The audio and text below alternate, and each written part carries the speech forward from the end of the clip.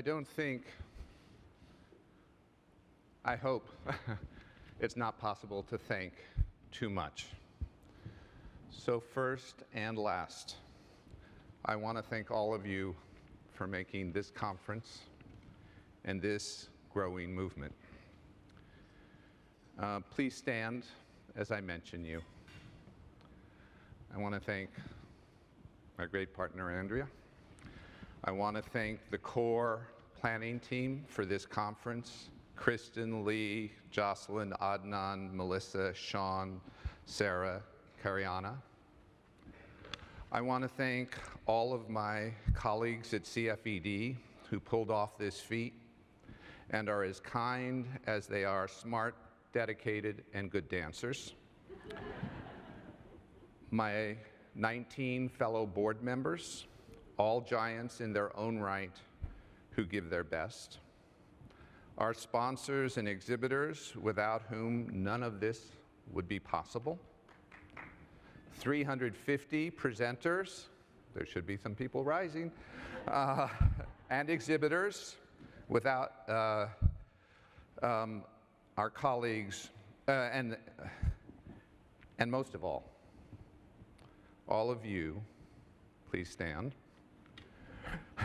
our partners and colleagues, our friends and families, our teachers and students who every day open the opportunity economy we seek. Thank you all.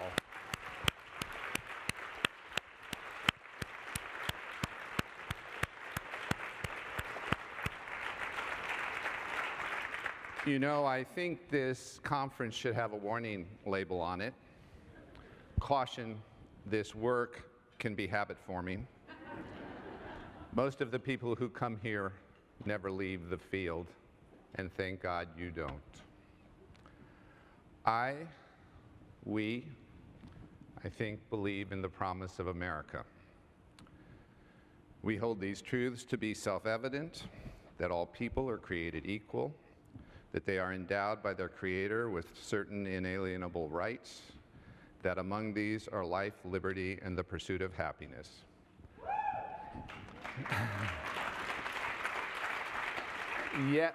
And yes, I amended men to people, but that has been our history.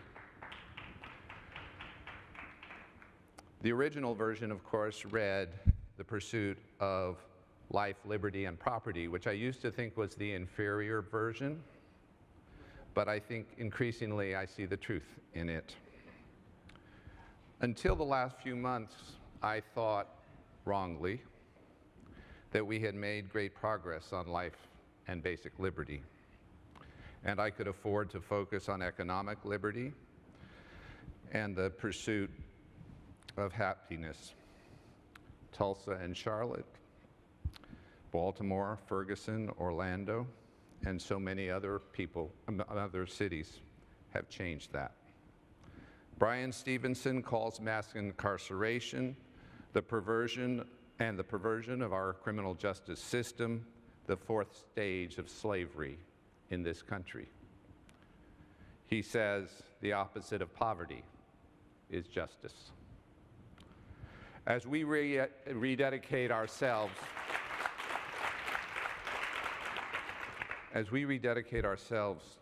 to all forms of justice, let us recognize, too, our particular calling, economic justice. I had the opportunity earlier this week to tour the National Museum of African American History. At its base is the display of our original sin, arguably, though not exclusively, the greatest cruelty and injustice of our history. But it rises to the greatest expressions of the human spirit as one climbs, music and sport, politics and culture. In one small corner, odd corner of that museum, Booker T. Washington speaks. At the bottom of education, at the bottom of politics, at the bottom of religion itself, there must be economic independence. He might have added, as we've heard in this conference, home and health and so many other things. I think liquid asset poverty is a form of economic slavery because property and wealth are inputs as well as outputs. The price of economic independence in this country is at least a few $1,000s. The price of stability, the price of confidence, the price of hope, the price of a down payment on the American dream. If so, asset tax policy, our $2/3 trillion annual upside-down investment in family economic independence, in wealth inequality, is the continuing shackle of economic slavery. But it can become the key to the opportunity economy, where everyone, all people of color, women, people with disabilities, which, as my friend Ed Roberts said, was the equal opportunity disadvantage, the young, the old, even some white men. Everyone has an economic place to stand, an opportunity to grow this economy, and to profit in so doing. Instead of rewarding the rich, missing the middle, and penalizing the poor, let us turn this annual investment, averaging $2,000 for every man, woman, and child, into an investment in the promise of all people, so that the common genius may flourish. Now is our time. If economic exclusion is the fact of our time, economic inclusion is its promise.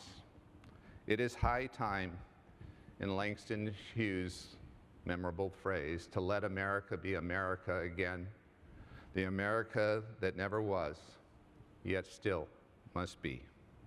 This is our work. It is an ambitious calling, some might say an impossible calling, to turn the asset tax code right side up, universal children's accounts, closing the racial wealth divide. But the time is right and ripe.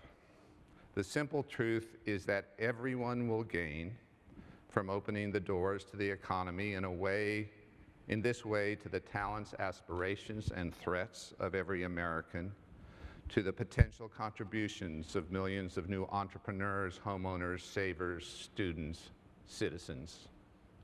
This is the way, it is the only way, I think, to begin to close the gaping racial wealth divide, to lift, in Lincoln's words, to lift artificial weights from all shoulders, to clear the paths of laudable pursuit for all, to ensure everyone an equal start and a fair chance in the race of life. In this way, we can fulfill the promise of America, which is truly the promise of Americans, of all of us. I know your lives are full, but if we are to take history in hand and bend its arc towards justice, it will require all of us to devote some time to explaining to our friends the promise at stake and the time to continue this nation's fight for an economy of the people, by the people, for the people. And so I want to end where I began, thanking all of you and all of your colleagues back home, all over this country, who are the heart of this movement and the hope for realizing the American promise. Thank you so much.